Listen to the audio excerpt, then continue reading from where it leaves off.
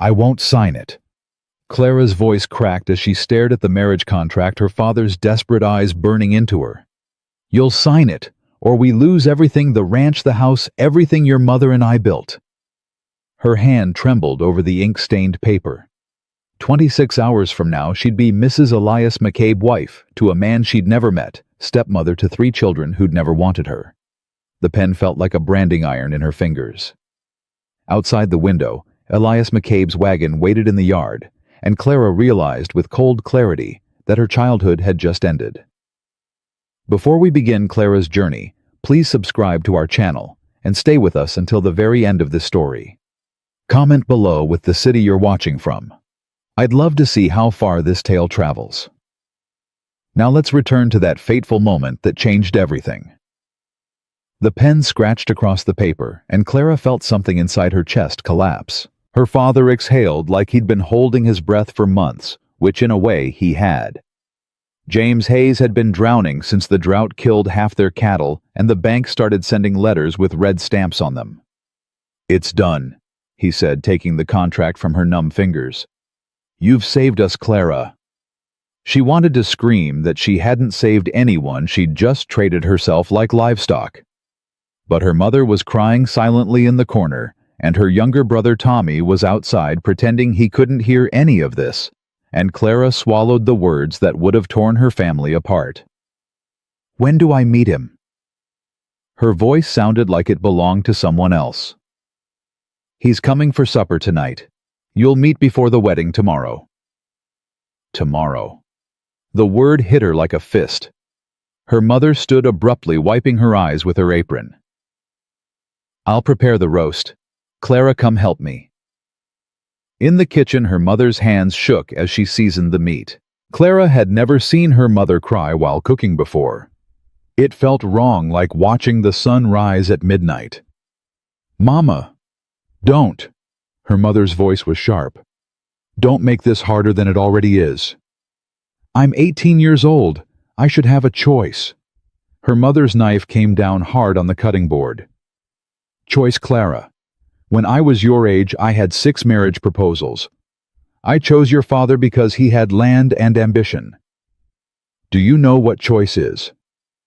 Choice is a luxury we can't afford anymore. The words stung because they were true. Clara had watched their world shrink month by month, fewer cattle, emptier grain stores. Her father's face growing more haggard with each failed harvest. What's he like? Clara asked quietly. Elias McCabe. Her mother's expression softened slightly. I've heard he's decent, hard-working. He lost his wife in childbirth last year. He's raising 3 children alone. 3 children. Clara felt dizzy. Mama, I don't know how to be a mother. I can barely take care of myself. You'll learn. Women always do. The words felt like a prison sentence. That evening, Elias McCabe arrived precisely at 6 o'clock. Clara watched from the upstairs window as he climbed down from his wagon, tall, broad-shouldered, moving with the careful economy of a man who carried weight he couldn't put down. He wore clean clothes, but they were worn, patched at the elbows. His hat shadowed his face. Her father opened the door with too much enthusiasm. McCabe, right on time.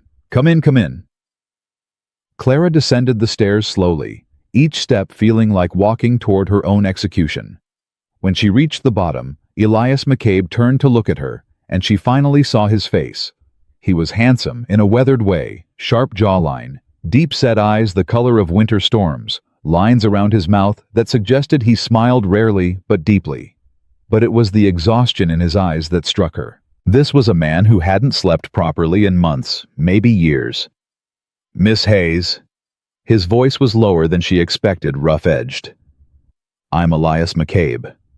Clara, she said, because Miss Hayes felt too formal for a man she'd be married to in less than 24 hours. Clara. He repeated her name like he was testing how it felt in his mouth. I appreciate you agreeing to this arrangement. Agreeing. The word made her want to laugh hysterically, but she nodded instead. Dinner was excruciating. Her father talked too much, filling every silence with nervous chatter about weather patterns and cattle prices. Her mother barely ate. Clara pushed food around her plate and felt Elias watching her with those storm-gray eyes. Finally, after what felt like hours, her father suggested the men take whiskey in the study. Clara started to stand, but Elias spoke. "Actually, I'd like to speak with Clara. Alone, if that's acceptable." Her father looked surprised, but nodded eagerly. Of course, use the parlor." The parlor felt too small with just the two of them in it. Elias stood by the window, his back to her, looking out at the darkening prairie. "I need to be honest with you," he said without turning around. "I'm not looking for a love match. I need help with my children and the ranch. That's all I can offer you." Clara's throat tightened. "I understand. Do you—" He turned then, and his expression was harder than before. "Because you look terrified, and I need to know if you're going to run the first time things get difficult." Anger flared in her chest. "I'm 18 years old, Mr. McCabe. I'm being married off to save my family's ranch. Forgive me if I'm not overflowing with joy." Something flickered in his eyes. Surprise, maybe respect. "Fair enough." "And I don't run," Clara continued, her voice gaining strength. "I've worked this ranch since I was 6 years old. I've pulled calves in the middle of winter and mended fences until my hands bled. I might be young, but I'm not weak." A ghost of a smile touched his mouth. "I can see that." They stood there measuring each other in the lamplight. Clara realized this was the first honest moment she'd had since her father told her about the arrangement. No pretense, no false pleasantries. Just two people trapped in circumstances neither had chosen. "My children," Elias said slowly. "They're not ready for a new mother. Henry is 7, Lydia is 4, and June just turned 1. They're still grieving Sarah. Hell, I'm still grieving Sarah." The name hung between them like a ghost. "I'm not trying to replace her," Clara said quietly. "Good, because you couldn't." His voice was sharp, but she heard the pain underneath. "Sarah was—" He stopped, jaw working. "I can't talk about her yet." "Then don't." Clara surprised herself with her own directness. "But if we're going to make this work, Mr. McCabe, you need to stop comparing me to a woman I'll never measure up to." His eyes widened slightly. "You're bolder than I expected. You want honesty? Here's mine. I'm terrified. I don't want this marriage. But I'm doing it anyway because my family needs me to. The least you can do is treat me like a person instead of a replacement." For a long moment, Elias just stared at her. Then he nodded slowly. "You're right. I apologize." The apology caught her off guard. She'd expected defensiveness, maybe anger. Instead, he looked almost relieved. "The wedding's at 10 tomorrow morning," he said. "Judge Hendricks will perform the ceremony at the courthouse. Pack whatever you need.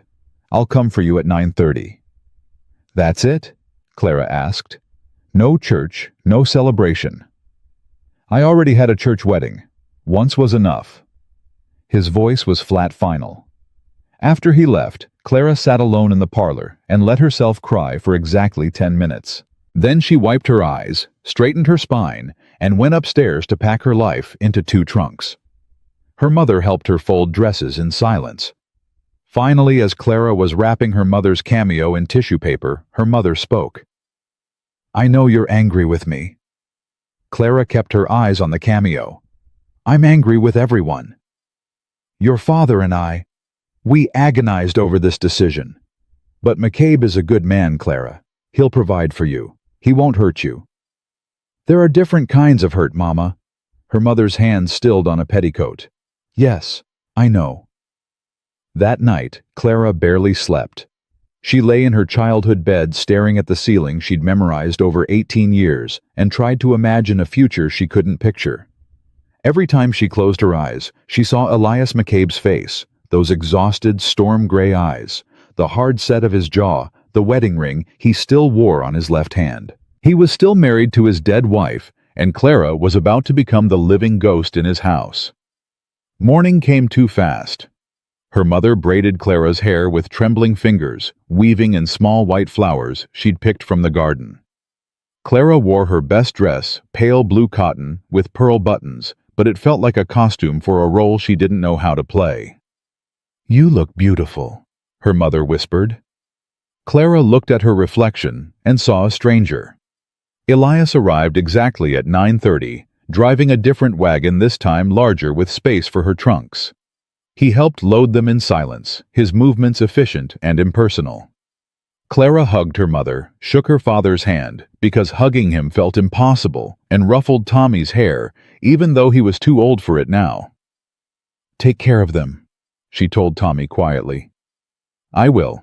You take care too, Clara." The ride to town took 40 minutes. Elias didn't speak. Clara watched the landscape roll past the open prairie she'd known her whole life, now feeling like foreign territory, because she was crossing it as someone's future wife instead of James Hayes's daughter. The courthouse was small, administrative, smelling of old paper and floor wax. Judge Hendricks was waiting along with two witnesses Clara didn't recognize. Ranch hands from McCabe's property, she guessed. "Let's get this done," Hendricks said, opening his book.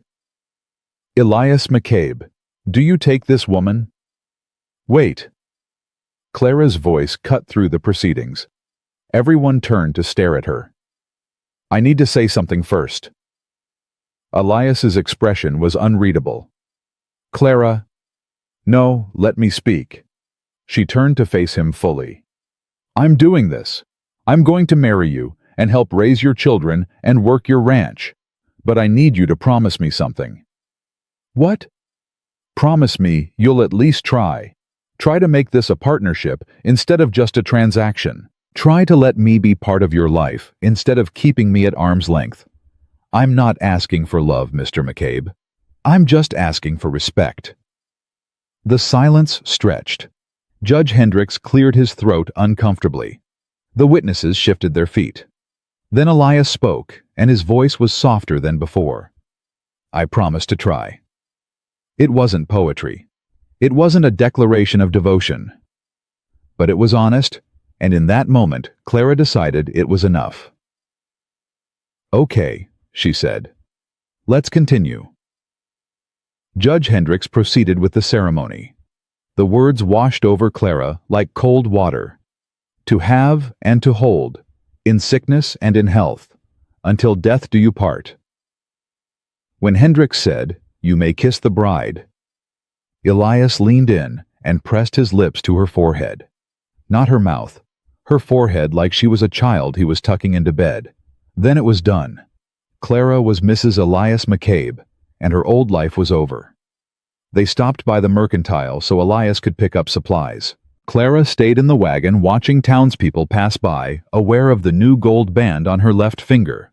Elias had produced it at the courthouse, and it fit perfectly because he'd asked her mother for her ring size weeks ago, planning this transaction with the same care he'd use buying livestock.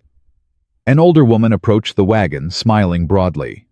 "You must be Elias's new bride. I'm Martha Peterson. My ranch borders his property."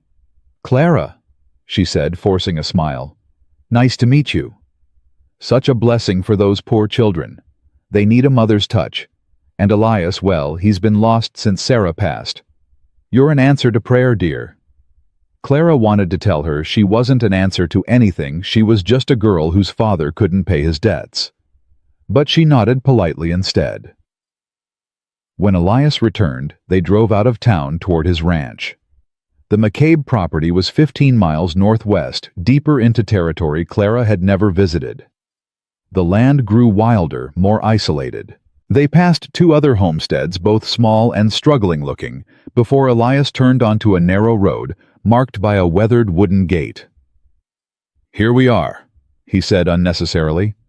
The house appeared over a rise, 2 stories painted white, but peeling with a wraparound porch and several outbuildings scattered behind it. Smoke rose from the chimney. Clara saw chickens pecking in the yard, a vegetable garden showing early spring growth laundry hanging on a line. Evidence of life continuing despite grief. Elias stopped the wagon near the front steps. Before Clara could climb down, the front door burst open, and a small girl ran out, followed by a slightly older boy, moving more cautiously.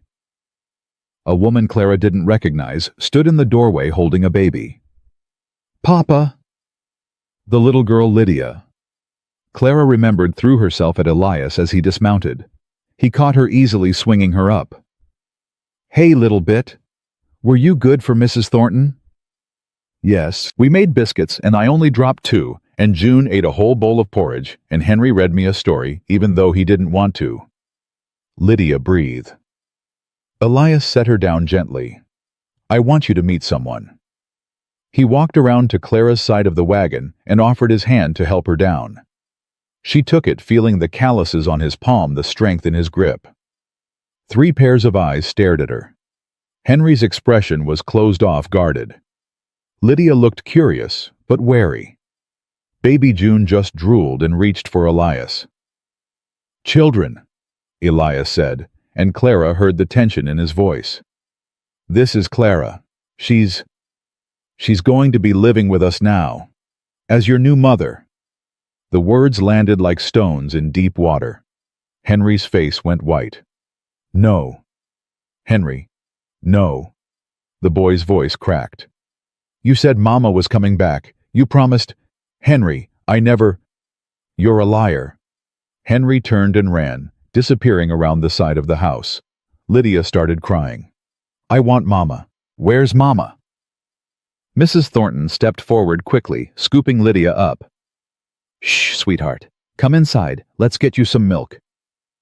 Elias stood frozen, holding June, looking like a man who'd just taken a bullet he'd seen coming but couldn't avoid. Clara's chest ached watching him. "I'll go after Henry," she heard herself say. "No, I'll do it." Elias handed June to Mrs. Thornton and started toward the house's far side. "Mr. McCabe." Mrs. Thornton called after him, but he was already gone. Clara stood in the yard, surrounded by strangers, in what was supposed to be her new home, and realized the hard truth: she'd just married into a family that didn't want her in a house still haunted by a woman she could never replace, and the man she'd promised to build a life with was chasing after his son who'd just called him a liar. This wasn't a marriage, it was a battlefield, and Clara had arrived unarmed. Mrs. Thornton was staring at her with something between pity and assessment. Clara hated both expressions equally. "I'm Margaret Thornton," the woman said, shifting June to her other hip. "I've been helping with the children since Sarah passed. Elias didn't mention you were so young." "I'm 18. Sarah was 24 when she died." Margaret said it like a challenge. She'd been running this household since she was 16. Clara felt her spine straighten. "Then I'm ahead of schedule." Something flickered in Margaret's eyes. Surprise, maybe approval. "We'll see. Come inside. I'll show you where things are before I leave." The house was bigger inside than Clara expected. The front door opened into a parlor with worn furniture and a stone fireplace. Beyond that, a dining room with a long table, then the kitchen. Stairs led to the second floor. Everything was clean but tired, like the house itself was exhausted.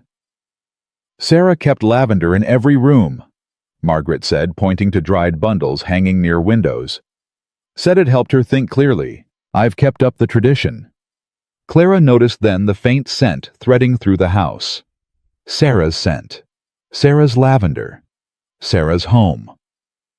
"The children's rooms are upstairs," Margaret continued. "Henry and Lydia share the larger bedroom. June sleeps in the nursery. Your room—" She paused. "Elias's room is at the end of the hall." "Our room," Clara corrected quietly. "Yes, of course." But Margaret's tone suggested she didn't believe it. Lydia had stopped crying and was watching Clara with red-rimmed eyes. The little girl clutched a rag doll with yellow yarn hair. "That's Rosie," Margaret said. "Sarah made it for her last birthday." Everything in this house was Sarah. Sarah's furniture. Sarah's lavender. Sarah's children. Sarah's doll. Clara felt like she was drowning in a dead woman's shadow. "Where's the well?" Clara asked abruptly. "I'd like to wash up." "Out back, but—" Clara was already moving toward the back door. She needed airspace, anything, to escape the suffocating presence of a woman she'd never met. Outside, she found the well and drew up a bucket with shaking hands. The water was ice cold when she splashed it on her face, shocking her system back into focus. She was gripping the well's stone edge when she heard footsteps. Elias appeared around the corner alone. His hat was gone, his hair disheveled. He looked 10 years older than he had this morning. "Did you find Henry?" Clara asked. "He's in the barn. Won't talk to me." Elias leaned against the well, not looking at her. "This is my fault. I should have prepared them better." "How do you prepare children for their mother to be replaced?" The words came out sharper than she intended. Elias flinched. "You're right," he said quietly. "I handled this badly." Clara wiped her face with her sleeve. "We both walked into this with our eyes open, Mr. McCabe. The children didn't. They're the ones suffering." "Stop calling me Mr. McCabe. We're married now." "Are we?" Clara heard the bitterness in her own voice. "Because from where I'm standing, you're still married to Sarah." His head snapped up, eyes flashing.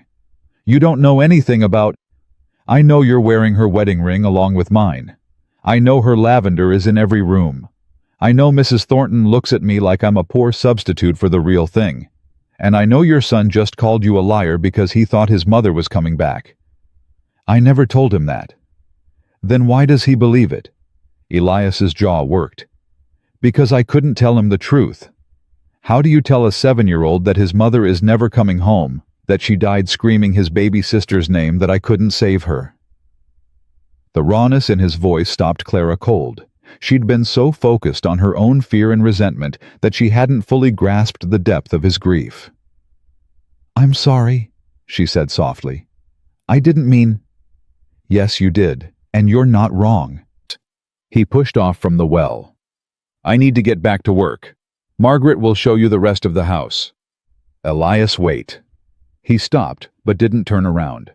"I meant what I said at the courthouse. I want this to be a partnership, but I can't compete with a ghost." "I'm not asking you to." "Yes, you are. Every time you compare me to her, every time you wear her ring, every time you can't look at me without seeing what you lost. You're asking me to be someone I'll never be." His shoulders tensed. "What do you want from me?" "I want you to give me a chance. A real one. Not as Sarah's replacement, but as myself." For a long moment, he stood frozen. Then he pulled off his hat, ran his hand through his hair, and finally turned to face her. His eyes were bloodshot, exhausted. "I don't know if I can do that yet." "Then we're going to fail." The words hung between them like a verdict. Elias nodded slowly, like he was accepting something he'd already known. "Yeah," he said, "we probably are." He walked away toward the barn, leaving Clara alone by the well, with the cold truth settling in her chest. She'd married a man who was still in love with his dead wife, and no amount of hope or effort could change that fact. She went back inside. Margaret was feeding June mashed carrots, and Lydia was sitting at the kitchen table, silent and watchful. "Where's Elias?" Margaret asked. "Working." Margaret's expression said she wasn't surprised. "He throws himself into work when things get difficult. Always has. Sarah used to complain that he'd rather mend fences than deal with emotions." Clara didn't respond. She was watching Lydia, who was watching her back with solemn blue eyes, Sarah's eyes probably. "Are you really going to be my mama now?" Lydia asked suddenly. The question was a trap, and Clara knew it. Say yes, and she'd be lying because she could never replace Sarah. Say no, and she'd be rejecting a 4-year-old who'd already lost too much. "I'm going to try to take care of you," Clara said carefully. "Like your papa asked me to." "But you're not my real mama." "No, I'm not." Lydia considered this. "Okay." Margaret looked almost disappointed that Clara hadn't stumbled over the answer. She stood wiping her hands on her apron. "I need to get back to my own family. My husband will be wondering where I am." "Thank you for helping," Clara said. "Sarah was my closest friend." Margaret's voice was cool. I promised her I'd look after her children if anything happened to her. I didn't expect Elias to remarry so quickly. The judgment was clear. Clara felt her temper flare. I'm sure Sarah would be grateful her children have someone to care for them. Sarah would want them to have a real mother, not a girl playing house. Before Clara could respond, Margaret swept out, leaving a wake of implied inadequacy behind her. I don't like Mrs. Thornton, Lydia announced into the silence. Clara laughed despite herself. Why not? She talks too much and her biscuits are hard. Well then. Clara pulled out a chair and sat down across from Lydia. Maybe tomorrow we can make better biscuits together. Lydia's eyes widened. You know how to make biscuits? My mother taught me. They're soft and buttery and perfect with honey. For the first time, Lydia smiled, small, tentative, but real. Can we make them right now? It's almost supper time. Tomorrow morning, I promise. June banged her spoon on the high chair, spraying carrot mash everywhere. Clara moved instinctively, grabbing a cloth and wiping the baby's face. June grabbed Clara's finger and squeezed, grinning with orange-stained gums. Something loosened in Clara's chest. These children didn't hate her. They were just confused and grieving. She could work with that. Where's Henry? Clara asked Lydia. In the barn. He always hides there when he's mad. Does he get mad a lot? Lydia nodded seriously. Ever since Mama died. He says it's not fair that June got to stay and Mama had to go. Clara's throat tightened. That must be very hard for him. It's hard for all of us. Lydia's voice was matter-of-fact, but her eyes were ancient with sorrow. Papa cries at night sometimes. He thinks we don't hear, but I do. The image of Elias, that hard, closed-off man crying alone in the dark, made Clara's heart twist in ways she didn't expect. Well, she said, keeping her voice steady, maybe things will get easier now. We'll figure it out together. Together, Lydia repeated like she was testing the word. Okay. Clara spent the rest of the afternoon learning the rhythms of the house. The wood stove that burned hot on the left side and cool on the right. The pantry stocked with canned vegetables and dried beans. The root cellar with its stores of potatoes and carrots. The bedroom at the end of the hall. Elias's bedroom, their bedroom now, with its neatly made bed and the photograph on the dresser. Sarah McCabe stared out from the frame, beautiful and serene, holding baby June. Dark hair, kind eyes, a smile that suggested she'd never doubted her place in the world. Clara picked up the photograph, studying the face of the woman whose life she'd inherited. You had no idea this was coming, did you? She whispered to the image. No warning that you'd die and some stranger would take your place. The photograph didn't answer, but Clara felt the weight of Sarah's absence like a physical presence. This woman had been loved. Her children adored her. Her husband was destroyed by losing her. Even the neighbor couldn't stop praising her. How could Clara possibly measure up to a saint? She put the photograph back carefully. Then she noticed the wedding ring on her own finger, plain gold, too loose, clearly bought in haste. Elias's ring from Sarah would have been chosen with care, picked out together, symbolic of real love. Clara's ring was just a legal requirement. The door opened behind her. Elias stood in the doorway, covered in dust and sweat. Supper ready? He asked. I haven't started it yet. Sarah always had supper ready by 6. The comparison slipped out so naturally, he probably didn't even realize he'd made it. Clara felt something inside her harden. I'm not Sarah. I know that. But his tone suggested he was still adjusting to the disappointment. Clara pushed past him. I'll start supper now. She made stew from leftover beef and vegetables, biscuits from scratch coffee strong enough to strip paint. The children ate at the table, Lydia chattering about her day, June making a mess with her food, Henry silent and glowering at his plate. Elias ate mechanically, not tasting anything. After supper, Clara cleaned while Elias put the children to bed. She could hear him reading to Lydia upstairs, his deep voice gentling for the bedtime story. When he came back down, she was finishing the dishes. They're asleep, he said. Good. Awkward silence filled the kitchen. Clara dried her hands, hyper-aware that they were alone now that they were married, that they'd be sharing a bedroom tonight. I'll sleep in the barn, Elias said abruptly. Clara turned to stare at him. What? Until things settle. I'll sleep in the barn. People will talk. Let them talk. Elias, we're married. We have to at least pretend. I can't. His voice was raw. I can't lie next to you and pretend you're not a stranger. I'm sorry, Clara, but I can't. The rejection stung more than it should have. Clara hadn't expected romance, but she'd at least thought they'd maintain appearances. Fine, she said coldly. Sleep wherever you want. Clara, I said fine. She walked upstairs before he could see the tears threatening to spill. The bedroom felt enormous and empty. Sarah's lavender sachets hung by the window.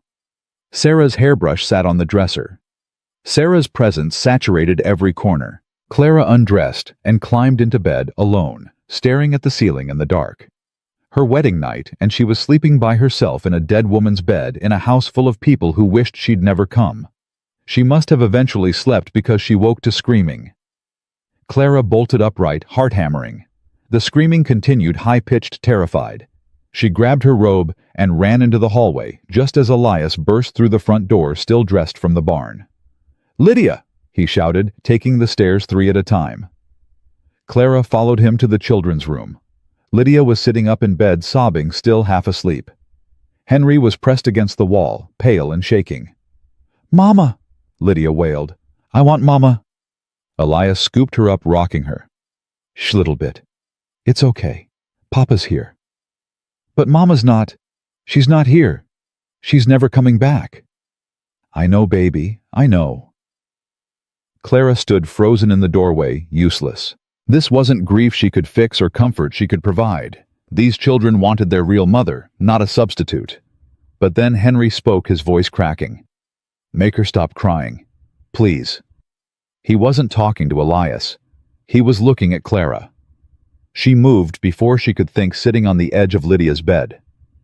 Lydia, sweetheart, look at me. The little girl turned tear-stained eyes toward her.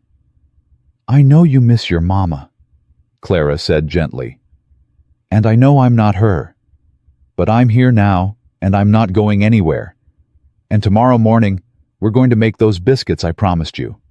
Remember. Biscuits, Lydia hiccuped. The best biscuits you've ever tasted, with lots of butter and honey. But you have to sleep first, okay? Biscuits don't make themselves. Lydia's crying slowed. Will you stay till I fall asleep? Clara glanced at Elias. He looked shocked, like he hadn't expected this. If your papa says it's okay. Stay, Elias said quietly. Clara settled onto the bed, while Elias laid Lydia back down. The little girl clutched her rag doll with one hand and reached for Clara's hand with the other. Sing the song, Lydia mumbled. The one Mama used to sing. Clara didn't know Sarah's songs, but she knew her own mother's lullaby, the one she'd grown up hearing. She started singing softly, the melody her mother had learned from her grandmother, passed down through generations of women who'd comforted scared children in the dark. Lydia's breathing evened out. Her grip on Clara's hand loosened. Within minutes, she was asleep. Clara carefully extracted her hand and stood. Henry was already asleep, curled into a tight ball. Elias stood by the window, his back to her shoulders, rigid. She left the room quietly and went back to her own bed. But sleep wouldn't come. She kept seeing Lydia's terrified face, Henry's desperate plea, Elias's shock when his daughter reached for her instead of pushing her away. Maybe this wasn't hopeless after all. Maybe in the small moments between grief and fear, there was room for something new to grow. The door opened. Elias stood silhouetted in the doorway. Thank you, he said, for helping with Lydia. That's what you married me for, isn't it? Clara. Go back to the barn, Elias. I'm tired. But he didn't leave. Instead, he stepped into the room and closed the door behind him. I've been thinking, he said slowly, about what you said, about giving you a real chance. Clara sat up. And you're right. I can't keep comparing you to Sarah. It's not fair to you, and it's not fair to the children. They need to move forward, and I'm the one holding them back. What are you saying? I'm saying I'll try, really try. Starting tomorrow, I'll treat you like my partner, not like an obligation I resent. What changed your mind? He was quiet for a moment.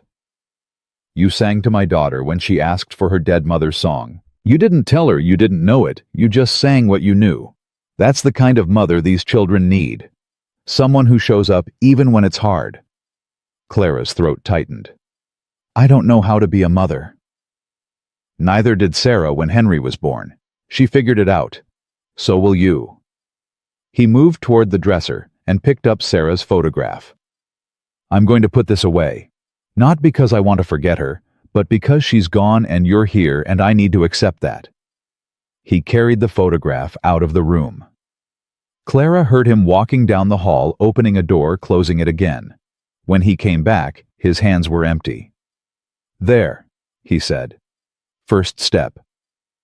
Elias, I don't expect you to stop loving her. I know, but I can stop making you live in her shadow. He pulled off his shirt, and Clara realized with a jolt that he was staying. He was actually staying.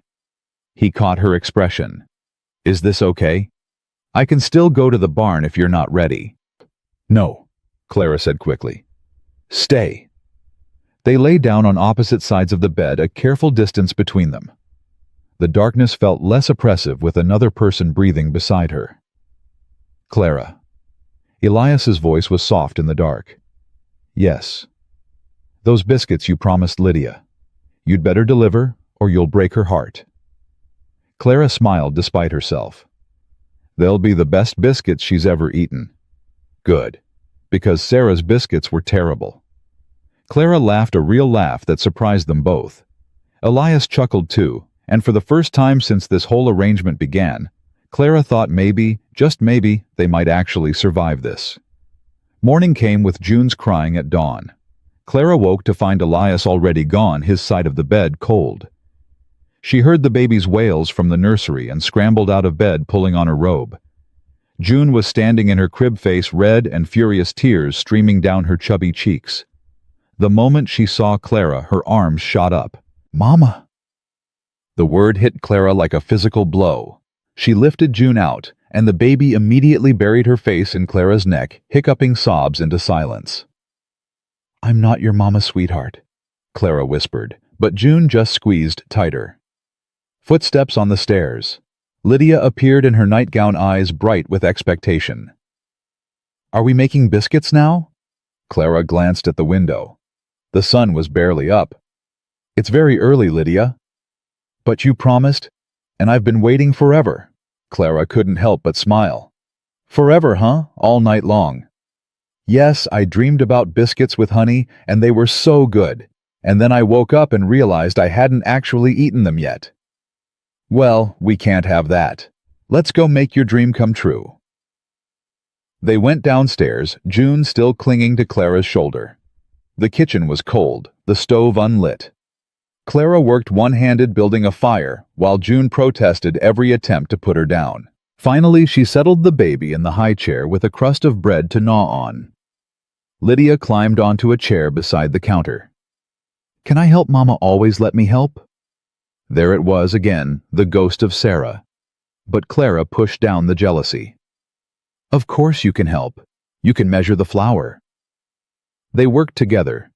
Lydia's small hands carefully spooning flour into the bowl, spilling half of it on the counter.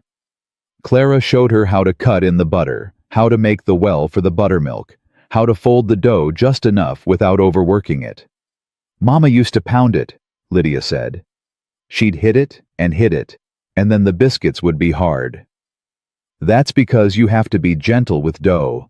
Like this, see, soft touches. Like petting a kitten. Exactly like that. They were cutting out rounds when Henry appeared in the doorway, hair sticking up, suspicion written across his face.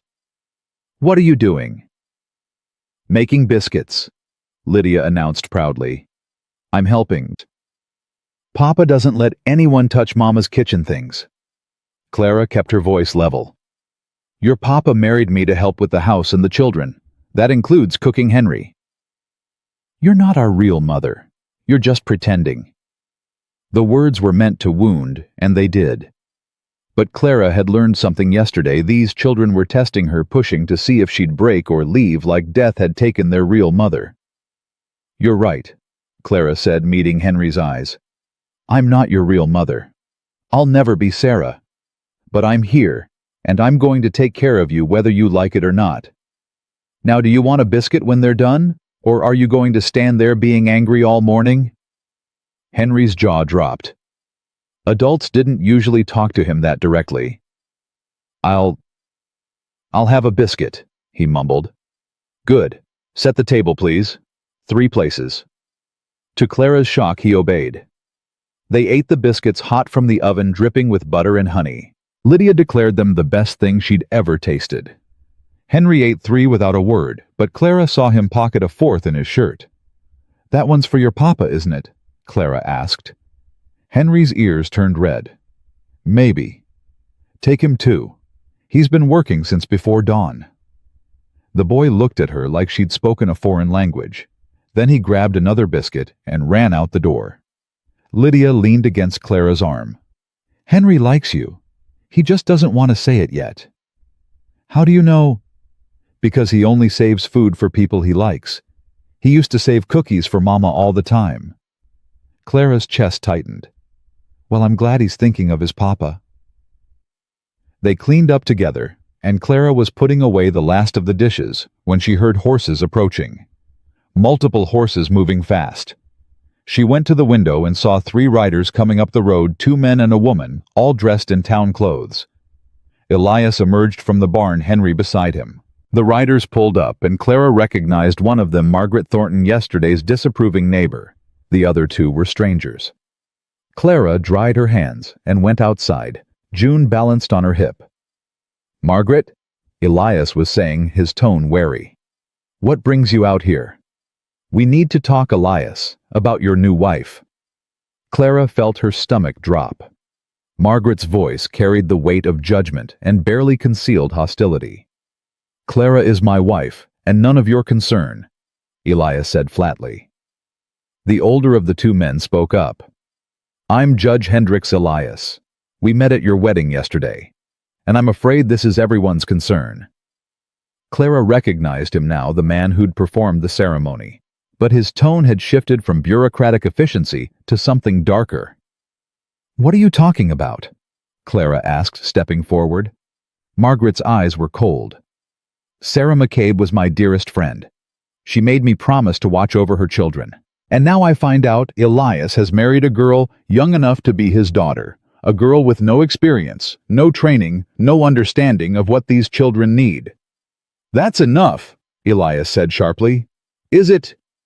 The 3rd rider spoke now, a thin man with wire-rimmed spectacles. "I'm Samuel Thornton, Margaret's husband, and we have reason to believe this marriage is inappropriate at best, exploitative at worst." Clara's hands were shaking. "Exploitative? My father arranged this marriage to save our ranch. Elias needed help with his children.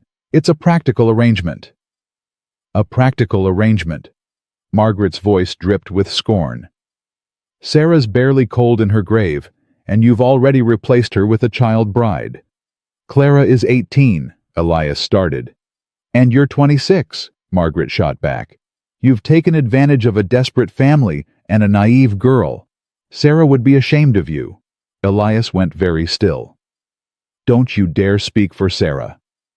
Someone has to. Someone has to protect these children from what?" Clara interrupted, anger overriding her fear.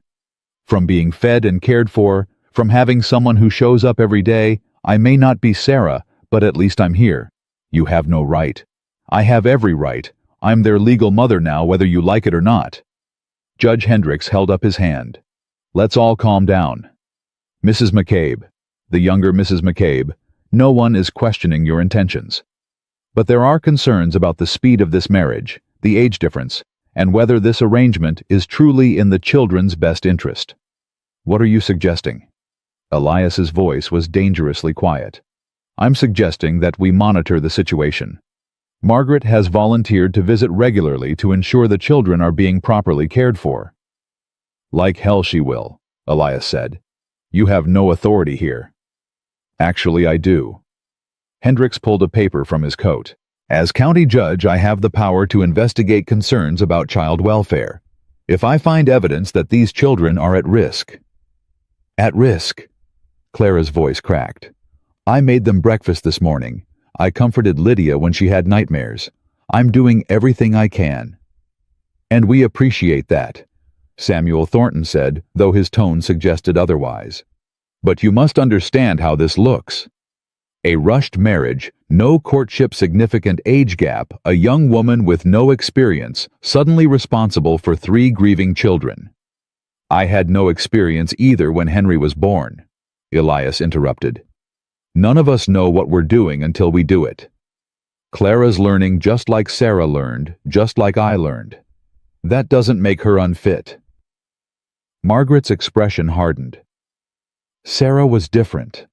Sarah was mature, capable, ready for motherhood. This girl is playing dress-up in a dead woman's house. Clara felt something crack inside her. Get off this property. Everyone stared at her. You heard me. Get off this property right now. You have no business here, no right to judge me, and no authority to tell me how to care for my family. Your family, Margaret laughed bitterly. You've been here one day, and you think you're their mother. I think I'm trying, Clara said, her voice shaking with rage and hurt. Which is more than you're doing. You're not here to help. You're here to punish Elias for moving on from your precious Sarah. Well, Sarah is dead. I'm alive, and I'm staying. Hendricks cleared his throat. Nevertheless, I'll be making periodic visits to ensure— Fine. Elias cut him off. Visit all you want. You'll see that Clara is doing an excellent job, but Margaret is not welcome on this property. If she comes back, I'll treat it as trespassing. Elias, you can't— Watch me. Now get out. The 3 riders exchanged glances. Margaret looked like she wanted to argue further, but her husband took her reins and turned both horses around. Hendricks tipped his hat. His expression unreadable, and followed. They rode away in a cloud of dust. Elias stood rigid, watching until they disappeared. Then he turned to Clara. I'm sorry. I should have known Margaret would cause trouble. Clara was surprised to find tears on her face. Why does she hate me so much? Because you're not Sarah, and because she can't accept that Sarah is gone. He reached out hesitantly, then pulled back. You stood up to them. That took courage. I was terrified. You didn't show it. Henry emerged from behind the barn, where he'd obviously been listening. His face was pale but determined. That lady was mean to you. Clara wiped her eyes. It's okay, Henry. Sometimes people say mean things when they're hurting. Papa says we shouldn't be mean even when we hurt. Elias looked at his son with something like pride. That's right. Then Mrs. Thornton was wrong. Henry walked up to Clara and looked her straight in the eye. You make better biscuits than Mama did, and you didn't yell at me when I said mean things yesterday, and you sang to Lydia even though you didn't know Mama's song. Clara's throat closed up. So maybe you're not Mama, Henry continued. But maybe you don't have to be. Maybe you can just be Clara. Elias made a sound somewhere between a laugh and a sob. Clara knelt down to Henry's level, June still balanced on her hip. Thank you, Henry. That means more than you know. The boy nodded seriously, then ran back to the barn. But Clara saw him wipe his own eyes as he went. Elias helped Clara to her feet. Well, that was unexpected. Which part, the invasion, or your son's acceptance? Both. He looked down at her, and for the first time she saw something in his eyes besides grief or obligation. It was respect, maybe even the beginning of admiration. You're stronger than I gave you credit for. I'm terrified out of my mind. Yeah, but you don't run. That's what matters. They stood there in the yard, June babbling happily between them, and Clara realized the battlefield had shifted. It wasn't just about surviving in a dead woman's shadow anymore. Now, they had external enemies actively trying to tear this fragile family apart. "What are we going to do about Hendrix?" Clara asked. "Keep doing what we're doing. Show him there's nothing wrong here." Elias paused. "But Clara, I need to know, are you sure you want to stay? This is going to get harder before it gets easier. Margaret won't stop. She'll find every reason to prove you're unfit." Clara looked at the house where Lydia was probably playing with her doll, at the barn where Henry had defended her at June, who'd called her mama without knowing any better. This broken, grieving family that didn't want her but needed her anyway. "I'm sure," she said. "I made a promise. I'm keeping it." Elias's expression softened. "Then we fight together." The day wore on. Clara threw herself into work, scrubbing floors, washing laundry, mending torn clothes. She was hanging sheets on the line when she found Elias watching her from the barn doorway. "You don't have to do all this today," he called. "Yes, I do. When Hendrix comes back, I want him to see a well-run household." "Clara, you're exhausting yourself." "I'm proving a point." He walked over, took the wet sheet from her hands, and hung it himself. "You're proving you can work yourself to death, which won't help anyone. Take a break." "I can't. If I stop moving, I'll start thinking, and if I start thinking—" "What?" She turned away.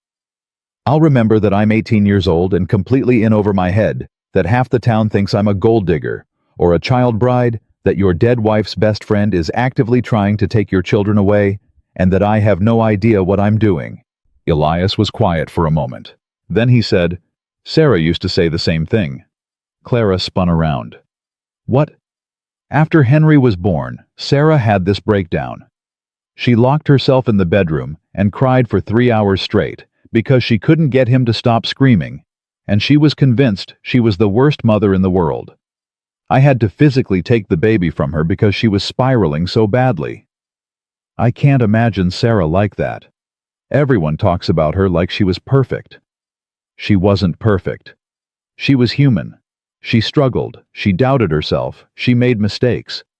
But she showed up every day anyway, and eventually she figured it out. You will too." Clara felt something shift in her chest. "You're comparing me to her again." "No. I'm telling you that being scared doesn't mean you're failing. It means you care enough to be scared."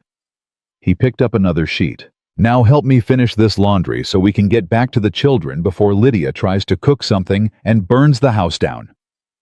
Clara laughed despite herself. They worked in companionable silence, the sheets snapping in the wind between them. It wasn't romance, wasn't passion, but it was partnership. And right now, that felt like enough. That night at supper, Lydia asked Clara to tell them a story. "Mama used to tell stories every night." Clara saw Elias tense, waiting for the comparison to sting, but she just smiled. "What kind of stories did she tell?" "Princess stories, and dragons, and magic, and happily ever after." "Well, I don't know those stories, but I know different ones. Stories my grandmother told me about the old country, about clever girls who outsmarted wolves and witches who weren't always evil." "Tell us one." Lydia bounced in her chair. So Clara told them about Vasilisa the Wise, who survived her stepmother's cruelty through courage and cleverness, who made friends with magic and earned her own happily ever after through strength instead of waiting to be rescued. Lydia listened with wide eyes. Even Henry seemed interested, though he pretended not to be. When she finished, Elias said quietly, "That was a good story.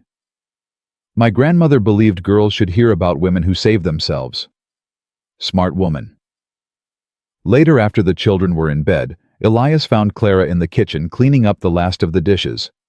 He leaned against the doorframe watching her work. "You're good with them," he said. "The children." I'm trying. No, I mean it. They're responding to you. Even Henry's starting to thaw. He defended me today. That was a surprise. He has good instincts. He knows you're genuine. Elias paused. Clara, about what Margaret said, the age difference, the rushed marriage. Are you having doubts? No, I'm asking if you are. Clara set down the dish she was washing. Every minute of every day. But doubts don't change reality. I'm here, I'm committed, and I'm not running just because it's hard. What if it gets harder? Then it gets harder. We deal with it together, like you said. Elias crossed the room and did something he'd never done before. He reached out and tucked a loose strand of hair behind her ear. The gesture was so unexpectedly gentle that Clara froze. You're nothing like I expected, he said softly. Is that good or bad? Good. Definitely good. They stood close enough that Clara could feel the warmth radiating from him, could smell the soap he'd used to wash up for supper. For the first time, she saw him not as an obligation or an arrangement, but as a man complicated grieving, trying his best just like she was. Elias! A knock at the door shattered the moment. They sprang apart. Elias strode to the front door and opened it to reveal a young man in riding clothes breathing hard like he'd ridden fast. McCabe, thank God. I've been to 3 other houses looking for you. Daniel, what's wrong? It's the bank. They're calling in your loan, all of it, due in 30 days or they take the ranch. The words hit like a bomb. Clara saw Elias's face go white. That's not possible. I have 6 months left on the payment schedule. New policy. They're consolidating farms, buying up land. Your note came due early. I'm sorry, Elias. Mr. Garrett himself signed the order. Elias swayed like he'd been punched. 30 days. How am I supposed to come up with that kind of money in 30 days? Daniel shook his head helplessly. I don't know. But if you can't pay, they're foreclosing. You lose everything. Clara's mind raced. The ranch, the children's home. Everything they'd been fighting to build, all of it hanging by a thread because of a bank's greed. Who's Mr. Garrett? She asked. Owns half the town, Daniel said, including the bank. He's been buying up failing ranches and consolidating the land. Why would he target us specifically? Daniel looked uncomfortable. Word is, he's friends with the Thorntons, and Mrs. Thornton has been talking about how your marriage is improper, how the children need intervention. She's behind this, Clara breathed. She convinced the bank to call in the loan early. Elias's hands clenched into fists. That vindictive... It doesn't matter who's behind it, Clara interrupted. What matters is finding a solution. Is there any way to appeal to buy more time? Not with Garrett. He's as ruthless as they come. After Daniel left, Elias slumped into a chair, his head in his hands. I can't lose this place. Sarah and I built this ranch from nothing. It's all my children have left of her. Clara knelt beside him. Then we won't lose it. We'll find a way. There is no way. I don't have that kind of money. No one does. Then we'll earn it. We'll sell cattle, sell crops, sell whatever we have to sell. Clara, it's not enough. Even if I sold every head of cattle tomorrow, I'd still be thousands short. It's over. It's not over until we say it's over. She grabbed his face, forcing him to look at her. You married me because you needed help. Well, I'm helping. We're going to fight this together, and we're going to win. For a moment, Elias just stared at her. Then something broke in his expression, and he pulled her into a fierce hug that knocked the breath out of her. How are you so brave when I'm falling apart? He whispered into her hair. Because someone has to be. And right now, it's my turn. They sat at the kitchen table until past midnight, papers spread between them, doing math that never added up right. Every calculation ended the same way, thousands of dollars short. What about your family? Elias asked finally. Could your father? My father sold me to save his own ranch. He has nothing left to give. The bitterness in Clara's voice surprised even her. Besides, even if he did, I wouldn't ask. This is our problem to solve. Our problem. Elias repeated the words like he was testing their weight. 2 weeks ago, I didn't even know you existed. Now you're sitting here trying to save my ranch. Our ranch. You keep forgetting we're married. Something flickered in his eyes. I'm not forgetting anymore. Clara's breath caught, but she pushed the moment aside. We need a plan. What assets do you have that we haven't counted? The cattle are already accounted for. The equipment is mortgaged. The house and land are what the bank's after. He rubbed his face tiredly. There's nothing left to sell. What about labor? Could you hire out to other ranches, workday wages? Not enough time. Even working sunrise to sunset for 30 days wouldn't cover a tenth of what we owe. Clara stared at the numbers, her mind racing. There had to be something they were missing, some angle they hadn't considered. What about the town merchants? She asked. Do you have any accounts with them? Any credit we could leverage?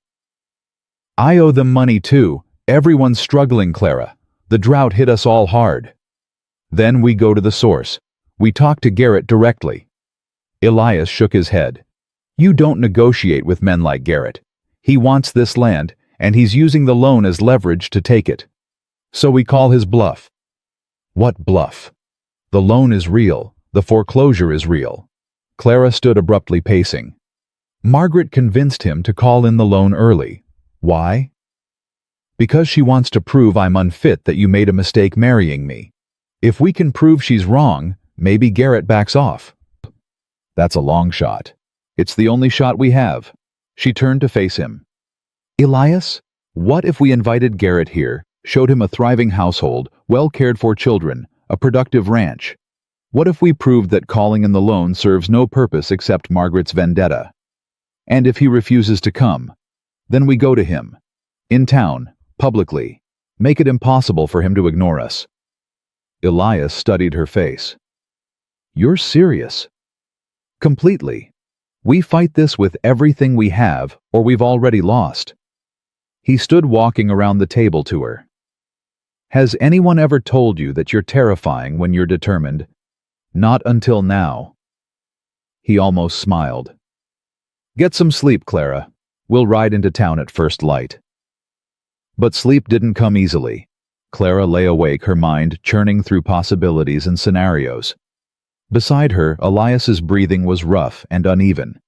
He wasn't sleeping either. Clara. His voice was soft in the darkness. I'm awake. If we lose the ranch, if Garrett takes everything, you don't have to stay. The marriage contract specified care for the children and work on the property. If there's no property, you're released from the obligation. Clara turned to face him, though she could barely see him in the dark. Is that what you want? For me to leave? No. God, no. But I won't trap you in poverty because my life fell apart. Elias, I didn't sign that contract because of the ranch. I signed it to save my family and because you needed help. Those things are still true regardless of where we're living. You'd stay even if we lose everything. Where else would I go? Back to my father who sold me like cattle, forward to some other desperate arrangement. She reached out, found his hand in the darkness. This is my life now, for better or worse. Remember. His fingers closed around hers. I don't deserve you. You're right. You deserve someone with experience and confidence and all the things I don't have. Instead, you got a stubborn 18-year-old who doesn't know when to quit. This time he did laugh, quiet and real. That stubborn 18-year-old might be exactly what I need. They rode into town at dawn, leaving the children with a teenage girl from a neighboring ranch who charged too much but was reliable. The journey took 90 minutes, Clara riding Sarah's horse, a gentle mare named Molly, who seemed confused by the new rider, but accepted her nevertheless. Town was already bustling when they arrived. Clara felt eyes following them as they rode toward the bank. Curious stares, whispered conversations, judgment radiating from the sidewalks. They're talking about us, she murmured. Let them talk. We have bigger problems. Garrett's bank was the largest building on Main Street, all polished wood and gleaming brass. They tied their horses outside, and Elias held the door for Clara. Inside, a thin clerk looked up from his ledger. "Mr. McCabe, we weren't expecting you." "I need to see Garrett, now." "Mr. Garrett doesn't take unscheduled appointments." "Tell him I'm here about the loan he's calling in 30 days early. Tell him if he doesn't see me right now, I'm going to stand in the middle of his bank and explain to every customer exactly how he manipulates desperate families for land acquisition." The clerk's eyes widened. He scurried through a door behind his desk. Moments later, he returned. "Mr. Garrett will see you. 5 minutes." They were shown into an office that reeked of cigars and self-importance. Garrett sat behind an enormous desk, a man in his 50s with silver hair and cold eyes that calculated profit in human suffering. "McCabe. And this must be the child bride I've heard so much about." Clara felt Elias tense beside her, but she spoke before he could. "I'm Clara McCabe, Mr. Garrett, and I'm here to discuss your unconscionable business practices." Garrett's eyebrows rose. "Unconscionable? That's a big word for such a young thing. I'm 18, not illiterate. You're calling in a loan 6 months early because Margaret Thornton convinced you to help her personal vendetta. That's manipulation, not business. Margaret Thornton is a concerned citizen worried about 3 innocent children. Margaret Thornton is a bitter woman who can't accept that her friend is dead and life continues." Clara leaned forward. "But you don't care about the children or Margaret's grief. You care about acquiring land cheaply. Elias's ranch borders 3 others you've already foreclosed on. You're building an empire on other people's desperation." Garrett smiled, but it didn't reach his eyes. "You're a clever girl. Too clever. That's going to make this harder than it needs to be." "Make what harder?" "Convincing you to walk away. See, I was going to offer you an out. Annul the marriage, go back to your father, let McCabe face his debts alone. I'd even give you $500 for your trouble." Clara's blood went cold. "You're trying to bribe me to leave my husband." "I'm offering you a future. You're 18 years old, Clara. Do you really want to spend your life chained to a failed rancher and 3 children who aren't yours? Take the money. Start over somewhere else." "No." "Think about it." "I said no. I'm not leaving Elias, and I'm not abandoning those children. Find another way to steal the ranch, Mr. Garrett, because I won't make it easy for you." Garrett's expression hardened. "Then you're a fool. The loan is due in 30 days. If McCabe doesn't pay, I foreclose. It's that simple." "Nothing about this is simple." Elias spoke for the first time, his voice deadly quiet. "You've manipulated the timing, called in the loan early, and you're working with Margaret to manufacture a crisis that justifies taking my land. That's fraud, Garrett. Prove it." "I will. And when I do, you'll lose more than 1 ranch. You'll lose your reputation, your business, and probably your freedom." Garrett laughed. "Bold words from a man who can't pay his debts. Get out of my office, McCabe, both of you. And when you're packing your belongings in 30 days, remember I gave you a way out." They left the bank in tense silence. Clara was shaking with rage and adrenaline. Elias steered her toward the general store. "We need supplies," he said, "and we need to think." Inside the store, they gathered flour and sugar and coffee, while Clara's mind raced through possibilities. They were paying at the counter when a woman's voice cut through the shop. Well, the McCabes shopping together. How domestic. Margaret Thornton stood by the fabric display, her smile sharp as broken glass. 2 other women flanked her town gossips from the look of them. "Margaret," Elias said flatly, "I thought I made it clear you're not welcome near my family." "We're in a public establishment, Elias. I have every right to be here." Her eyes raked over Clara. "Tell me, dear, how are you managing with 3 children? Overwhelming, I imagine, for someone so young and inexperienced." Clara forced herself to smile. "The children are wonderful. Henry's reading has improved. Lydia's nightmares have decreased, and June says new words every day. But thank you for your concern." "Nightmares." Margaret pounced on the word. "Poor Lydia is having nightmares. What kind of mother lets a child suffer night terrors?" The kind who comforts her daughter and sings her back to sleep, unlike the kind who uses children's grief as a weapon. Margaret's face flushed. How dare you? No, how dare you? Clara stepped closer, her voice low and intense. You're not protecting those children. You're using them to punish Elias for moving forward after Sarah's death. And you've dragged Mr. Garrett into your vendetta, convincing him to call in a loan 6 months early just to destroy our family. I did no such thing. Don't lie, Garrett told us everything. He even tried to bribe me to leave. Clara raised her voice so the other customers could hear. He offered me $500 to abandon my husband and stepchildren. That's the kind of man you're working with, Margaret. That's who you've chosen as your ally. The other women gasped. Margaret's face went white, then red. That's a vicious lie. Is it? Go ask him yourself. Better yet, ask him in front of the whole town. Let everyone know what kind of business he conducts. Clara turned to the gathered crowd. Mr. Garrett is foreclosing on the McCabe ranch. Not because Elias can't pay, but because Garrett wants the land and Margaret Thornton wants revenge. They're using the law to steal a family's home because a widow remarried too quickly for their liking. The murmurs spread through the store. Margaret looked around frantically as public opinion shifted against her. That's not, I never... She grabbed Clara's arm, her nails digging in. You little witch, you're twisting everything. Elias moved faster than Clara had ever seen him move. He grabbed Margaret's wrist and removed her hand from Clara's arm with controlled force. Touch my wife again, he said softly, and you'll regret it. Elias, please. Margaret's voice cracked. I'm doing this for Sarah. She was my best friend. She'd want her children protected from what? From being loved and cared for, from having a mother who shows up every day. Elias's voice was rough with emotion. Sarah is gone. Margaret, I miss her every damn day, but she's gone. And Clara is here working herself to exhaustion to build a life with children who aren't even hers. That's not something to punish, that's something to respect. But she's so young. Sarah was 19 when we married. Same age as Clara when she had Henry, so don't use age as an excuse for your bitterness.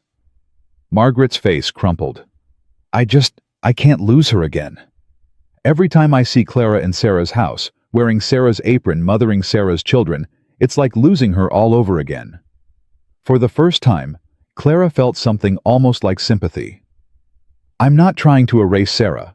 I'm trying to honor her by loving her children, that's all. It should have been me, Margaret whispered. Sarah asked me to take care of them if anything happened. It should have been me raising them, not some stranger. You have your own family, Elias said gently. 3 children of your own. How would you have managed 3 more? I would have found a way. But you didn't have to, because Clara stepped up. He put his arm around Clara's shoulders, a gesture of unity and protection.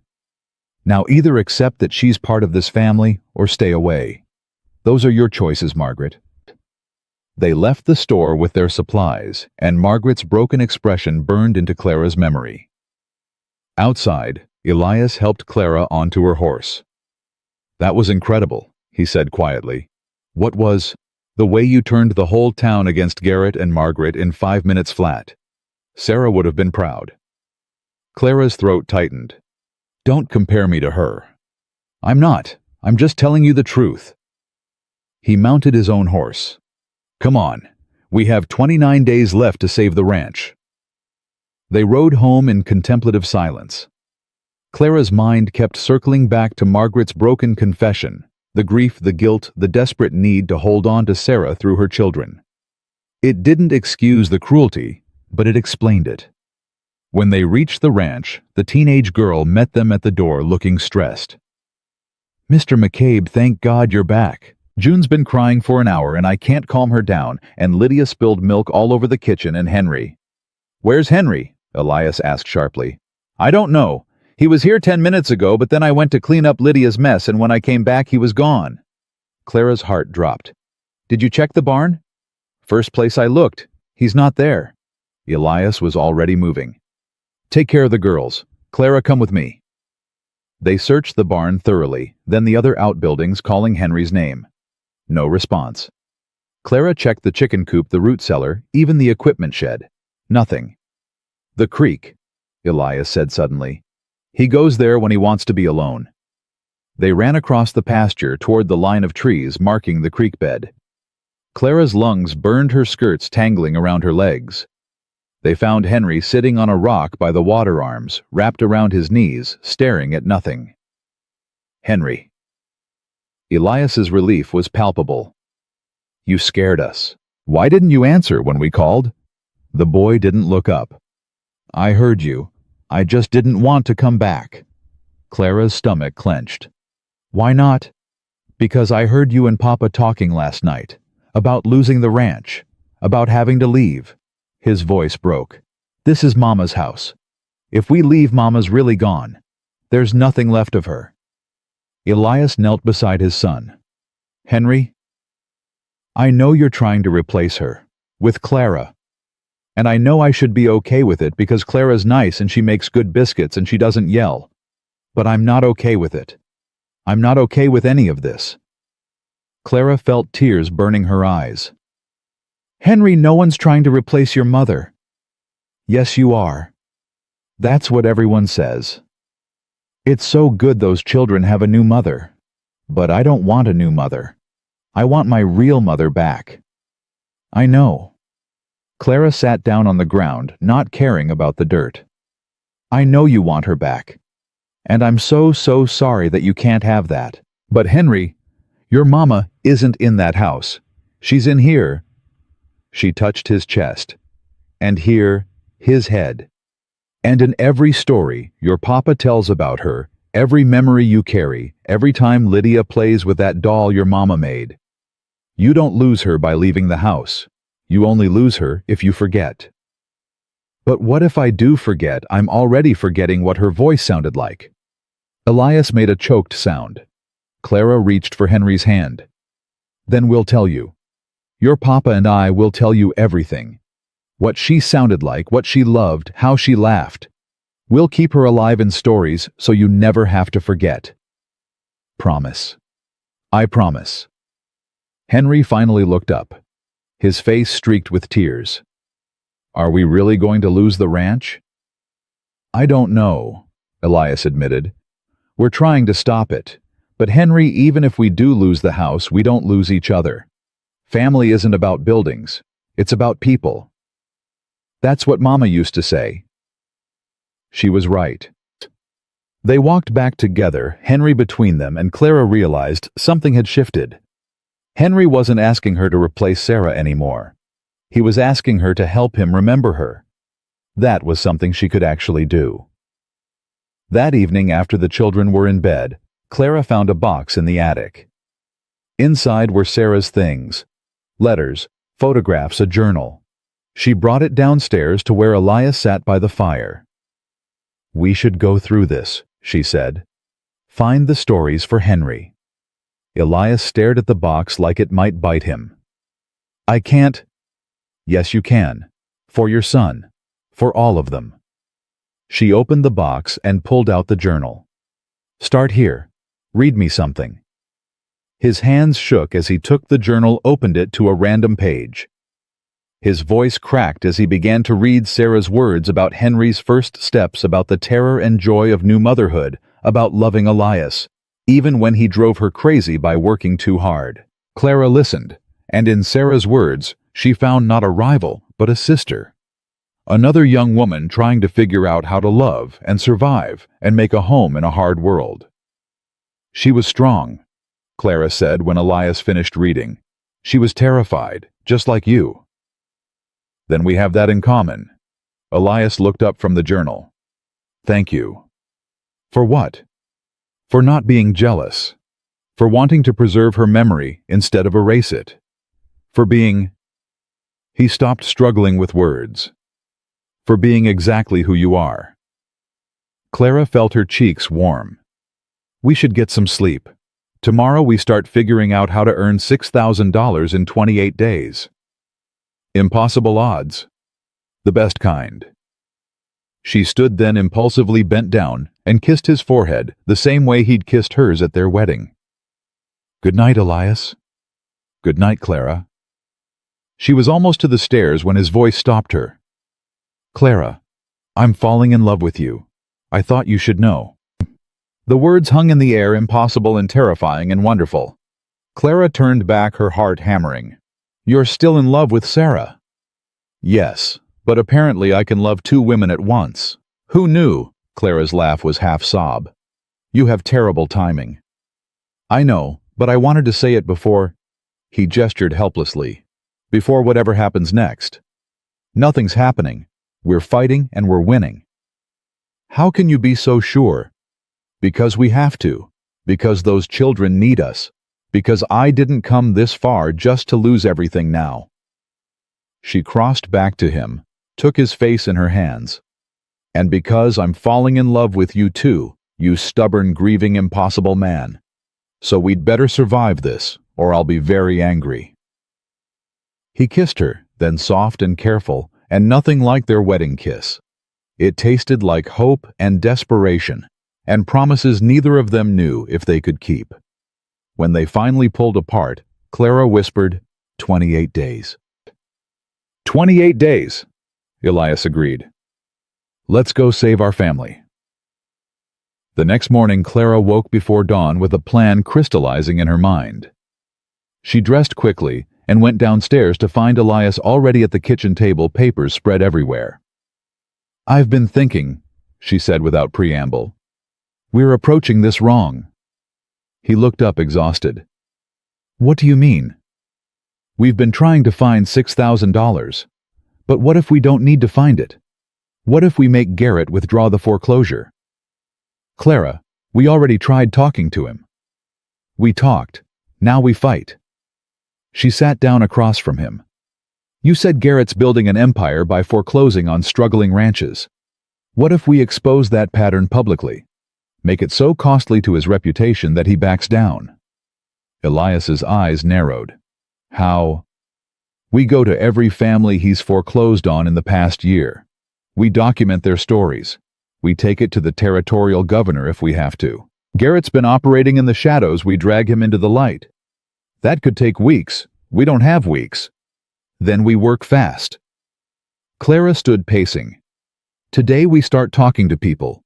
By the end of the week we have documented evidence. By week 2 we present it to the town council. By week 3... A knock at the door interrupted her. Elias opened it to reveal Daniel the messenger from before, looking grim. McCabe, I need to talk to you. It's about the loan. Clara's heart sank. What now? Daniel glanced at her, then back to Elias. Garrett's accelerating the timeline. He wants payment in 14 days, not 30. He can't do that, Elias said flatly. He just did. New terms signed by the Territorial Banking Authority. I'm sorry, Elias. I tried to argue against it, but Garrett owns the banking authority too. Clara felt rage building in her chest. He's rigging the entire system. I brought the paperwork. It's all legal, unfortunately. Daniel handed over the documents. There's something else. Garrett's been buying up supply contracts. None of the merchants in town will extend you credit anymore. You're cut off. Elias went very still. He's trying to starve us out. Looks that way. I'm sorry. Daniel left, and Clara watched Elias's hands shake as he read the new terms. 14 days, he whispered. We'll never. Stop. Clara grabbed the papers from him. Stop thinking about what we can't do and start thinking about what we can. Garrett's overplaying his hand. The more aggressive he gets, the more obvious his manipulation becomes. Clara, we don't have time for strategy. We need money, now. Then we sell everything that isn't nailed down. The extra equipment, the old wagon, Sarah's jewelry, if we have to. I'm not selling Sarah's jewelry. Then what? What do you suggest? He slumped in his chair. I don't know. Maybe we should just... Don't you dare say give up. Clara's voice was sharp. Those children upstairs are counting on us. Henry's finally starting to trust me. Lydia calls me Mama when she thinks I can't hear. June reaches for me when she's scared. We don't get to quit on them. We might not have a choice. There's always a choice. She pulled him to his feet. Get dressed. We're going back to town. Why? Because I have an idea. And it's either brilliant or insane, but we're out of options. They left the children with the same teenage neighbor and rode hard to town. Clara led them straight to the newspaper office, a small building she'd barely noticed on their previous trip. Inside, an elderly man looked up from a printing press, ink-stained and curious. Help you folks. I need you to print a story, Clara said. About corruption and greed and a banker who's stealing ranches from desperate families. The man, Mr. Peters, according to the sign on his desk, raised his eyebrows. That's a serious accusation, young lady. I have evidence. Names, dates, foreclosure records showing a pattern of manipulation. Garrett's been systematically targeting vulnerable ranches, calling in loans early, cutting off credit, and forcing families into bankruptcy so he can buy their land for pennies on the dollar. Peters leaned back. You can prove all this. Give me 3 days, and I'll give you the story of the year. And if Garrett comes after me for libel, then you fight him in court with the truth. Isn't that what newspapers are supposed to do? Peters studied her face, then Elias's. You're the McCabe couple, the ones everyone's been talking about. Yes. And if we don't stop Garrett, we lose everything in 14 days. But we're not the first family he's done this to, and we won't be the last unless someone exposes him. Peters was quiet for a long moment. Then he smiled.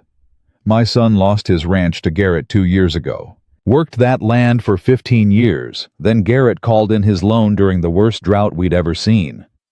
My boy moved to California with nothing but the clothes on his back and bitterness in his heart. Clara's chest tightened. Then help us stop him. You get me the evidence, I'll print the story. Front page above the fold.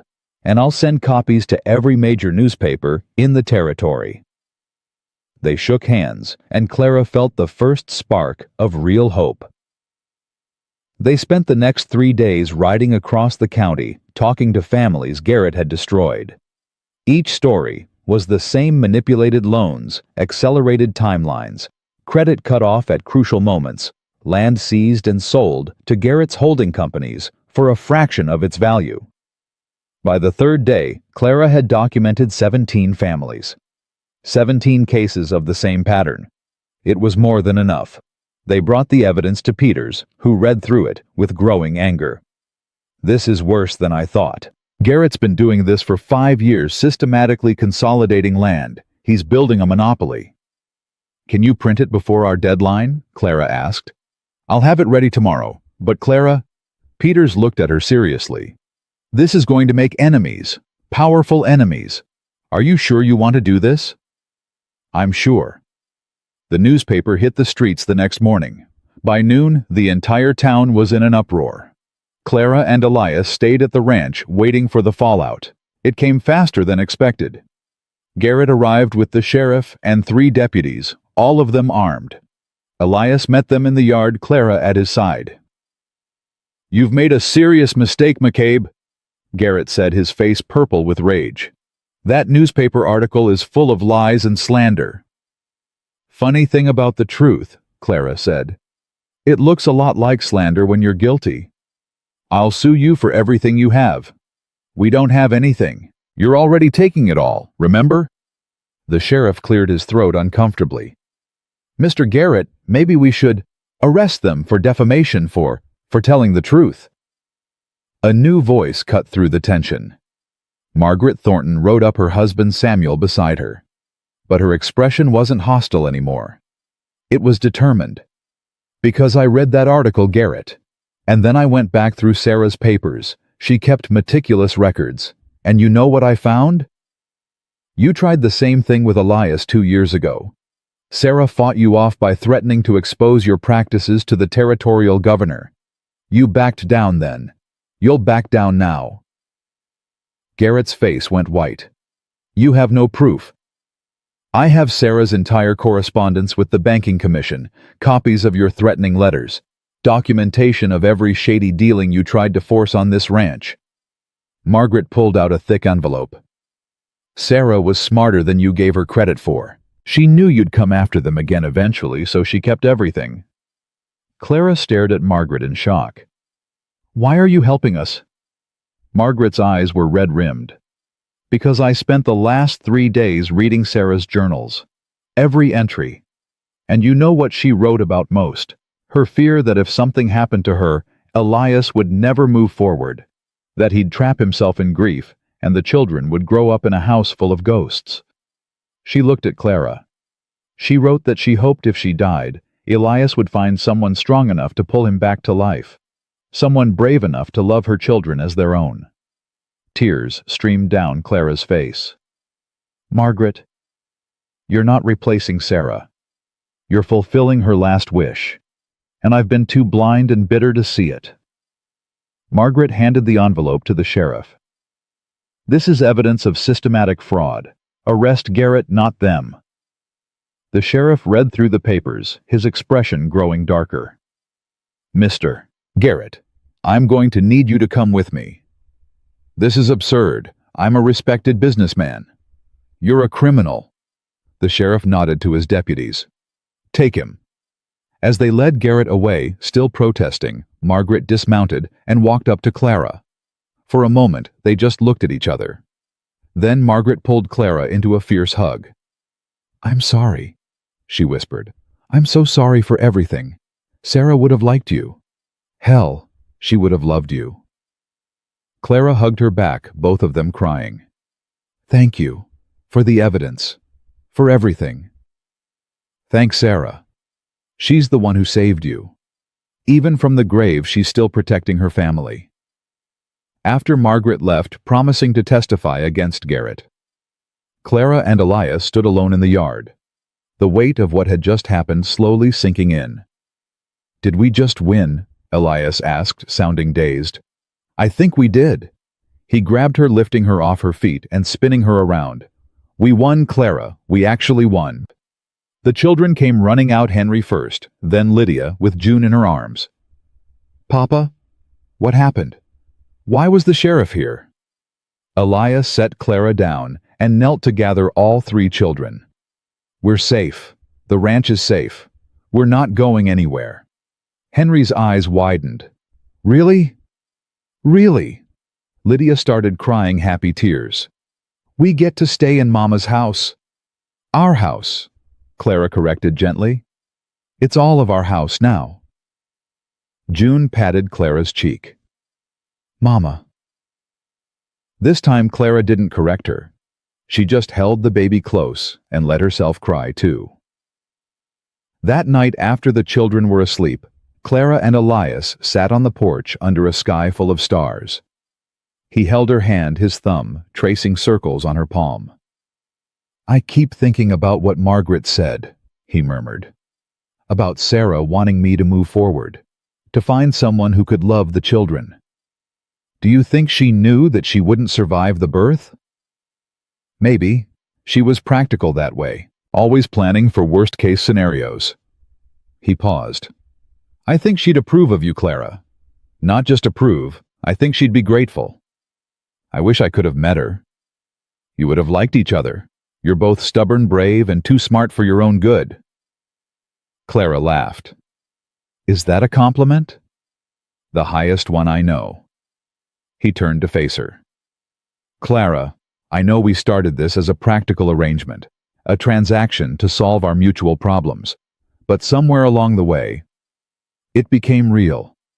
Yes, you became real. This family became real, and I don't want to pretend anymore that you're just here out of obligation. Good, because I'm not. She cupped his face.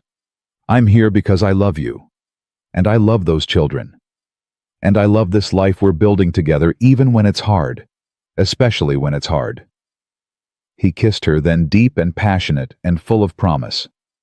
When they finally broke apart, he rested his forehead against hers.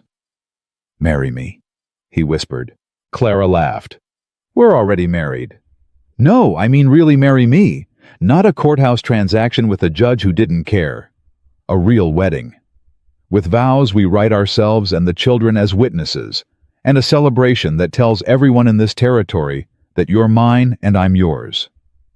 Elias McCabe, are you proposing to your own wife? I am. So what do you say, Clara McCabe? Will you marry me again with, feeling this time? Yes, 1,000 times yes. 3 weeks later, they gathered in the church Clara had wanted the first time. Peter's printed wedding announcements. Margaret helped Clara sew a proper dress. The whole town turned out the families they'd helped save from Garrett, the merchants who'd extended credit again, even Judge Hendricks, who sheepishly admitted he'd been manipulated by Garrett's lies. Henry and Lydia stood up with them. Henry holding the rings, Lydia scattering wildflower petals. June sat in Margaret's lap, clapping and babbling throughout the ceremony. When the pastor asked Elias to recite his vows, he looked Clara straight in the eye. I promise to treat you as my equal and my partner. I promise to love you, not in spite of Sarah, but alongside the memory of her. I promise to let you be yourself, brave and stubborn and brilliant, and never try to make you into someone else. I promise to stand with you through every battle, every crisis, every impossible situation, because that's when you shine brightest. And I promise that when our children ask about love, I'll tell them about you, about the girl who walked into chaos with her chin up and her heart open and saved us all. Clara was crying before he finished. When it was her turn, she spoke through tears. I promise to love your children as if I gave birth to them myself. I promise to honor Sarah's memory by being the mother she'd want for them. I promise to never run, even when things get impossibly hard, because families don't quit on each other. I promise to challenge you, support you, and stand beside you through whatever comes next. And I promise that when our children ask about courage, I'll tell them about the widowed farmer who gave a desperate girl a chance and taught her that love isn't about perfection, it's about showing up every single day and choosing each other. They exchanged rings, real ones this time, matching gold bands Clara had helped design. When the pastor pronounced them husband and wife, Elias kissed her like he meant it, like she was his salvation and his future all at once. The reception was in the church hall, full of laughter and music and dancing. Clara danced with Elias first, then with Henry, who stepped on her toes, but smiled the whole time. Lydia insisted on dancing too, standing on Clara's feet, while Clara waltzed her around the floor. Margaret approached as the evening wound down. You did good, Clara. Better than good. I had help. From you. From Sarah's records. From everyone. No, you had courage. That's all you. Margaret squeezed her hand. Sarah would be so proud. And so am I. Later, as they drove home in the wagon, the children asleep in the back, Elias took Clara's hand. Happy, deliriously. Even though it's been the hardest month of your life. Especially because of that. I learned who I am, Elias. Not James Hayes's daughter or Sarah's replacement. Just Clara. And that's enough. It's more than enough. It's everything. They pulled up to the house. Their house now truly. Clara looked at it and didn't see Sarah's ghost anymore. She saw home. She saw future. She saw children growing up with full bellies and full hearts. She saw a partnership built on respect and love and the kind of trust that comes from surviving hell together. Henry stirred awake as Elias carried him inside. Clara. I'm here, sweetheart. Are you leaving now that the wedding's over? No, honey. I'm never leaving. This is my home. You're my family. I'm staying forever. Henry wrapped his arms around her neck. Promise? I promise. Inside, they tucked the children into bed. Clara kissed each one goodnight. Henry, Lydia, and finally June, who grabbed her hair and wouldn't let go. Mama, stay, June demanded. Mama's staying, Clara assured her. Always. Upstairs in their bedroom, Elias pulled Clara close. I can't believe you're actually mine. I can't believe we survived long enough to get here. We're survivors, Clara. Both of us. That's why we work. She thought about everything they'd been through. The forced marriage, the grief, the children's resistance, Margaret's vendetta, Garrett's threats, the impossible deadline. They'd faced it all and come out stronger. "Do you think there will be more battles?" she asked. "Probably. Life doesn't get easier just because you win once." "Good. I'm just getting warmed up." Elias laughed, the sound rich and genuine. "God help anyone who crosses us. They have no idea what they're up against." Clara fell asleep in her husband's arms, in a house that finally felt like hers, with children who called her Mama without hesitation. She'd come here as a desperate girl, with no choices and no future. She'd become a woman who'd fought for her family and won. The town had expected their marriage to fail. They'd expected Clara to break under the pressure of replacing a beloved wife of mothering children who resented her of saving a ranch on the brink of ruin. They'd expected Elias to remain trapped in grief, unable to move forward, destroying everyone around him with his sorrow. Instead, Clara and Elias had built something stronger than romance, more enduring than passion. They'd built a partnership forged in crisis and tempered by love.